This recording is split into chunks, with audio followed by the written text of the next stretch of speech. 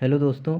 आज हम लोग देखने वाले हैं एकलव्य आश्रम आवासीय विद्यालय प्रवेश परीक्षा 22-23 में जो एग्ज़ाम हुआ था वो पिछले साल का पेपर हम लोग देखने वाले हैं कि इस स्कूल में किस तरह का क्वेश्चन यानी सवाल पूछा जाता है। चलो तो आज हम लोग हिंदी हिंदी हिंदी वाला देखेंगे, हिंदी में किस तरह का सवाल पूछा गया था। तो चलिए हम लोग हिंदी का सवाल शुरू करते हैं।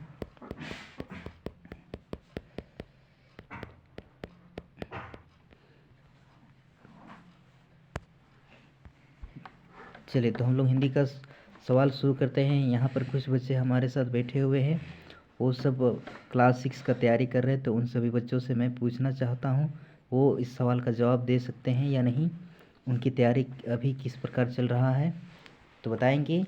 हम सब सुमन एक उपवन के जो शीर्षक कविता है उसमें सुमन का अर्थ क्या कहा गया है? फूल। फूल। तो सुमन का अर्थ क्या कहा गया है? फूल। दूसरा सवाल है आपका, सरहुल पर्व कितना दिन में मनाया जाता है? 4। चलो सही आंसर है ऑप्शन नंबर सी, 4 दिन। तो ऑप्शन नंबर सी 4 दिन इसका सही आंसर होगा। और नेक्स्ट सवाल हम लोग चलते हैं, सोहराय का पर्व किस राज्य में मनाया जाता है? झारखंड। चलो तो ऑप्शन नंबर डी झारखंड इसका सही आंसर होगा। अगला सवाल की ओर देखते हैं।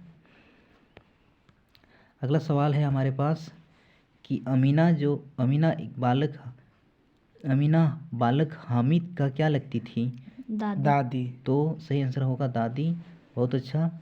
अगला सवाल है, कोको की माँ उसके लिए किस अन्न की रोटियां बना रखी थी? चावल। तो सही आंसर चावल होगा।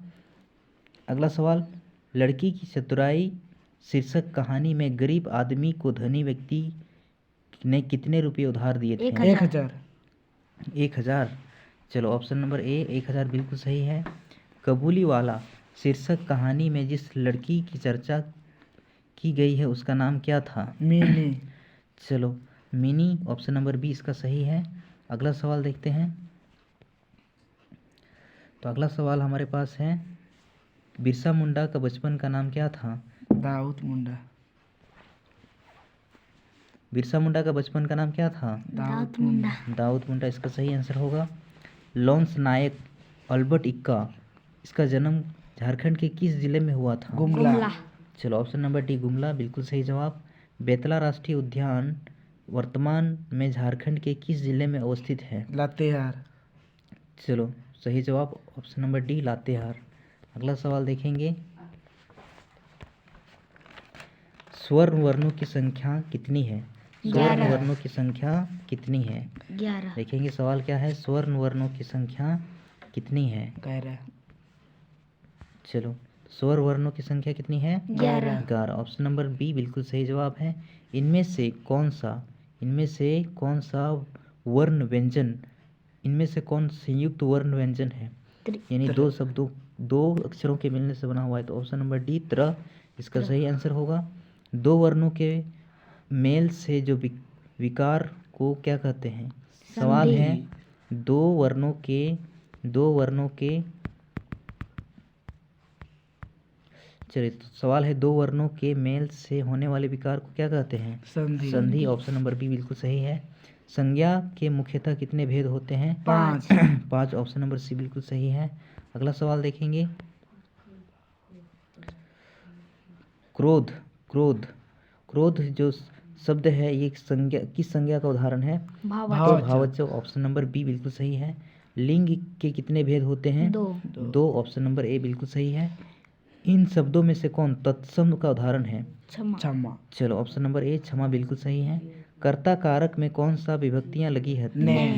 ने यानी ऑप्शन नंबर बी बिल्कुल सही है। अगला सवाल है, ये जो कुछ शब्द है ये किस प्रकार का सर्वनाम का उदाहरण है? निश्चयवाचक। चलो किस प्रकार का उदाहरण है? निश्चयवाचक।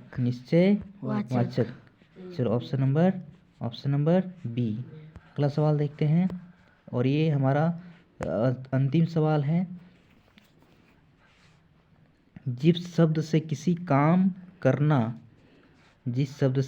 काम करना या होना समझा जाए उसे क्या कहते हैं? क्रिया। क्रिया। चलो तो ऑप्शन नंबर सी क्रिया इसका सही आंसर है।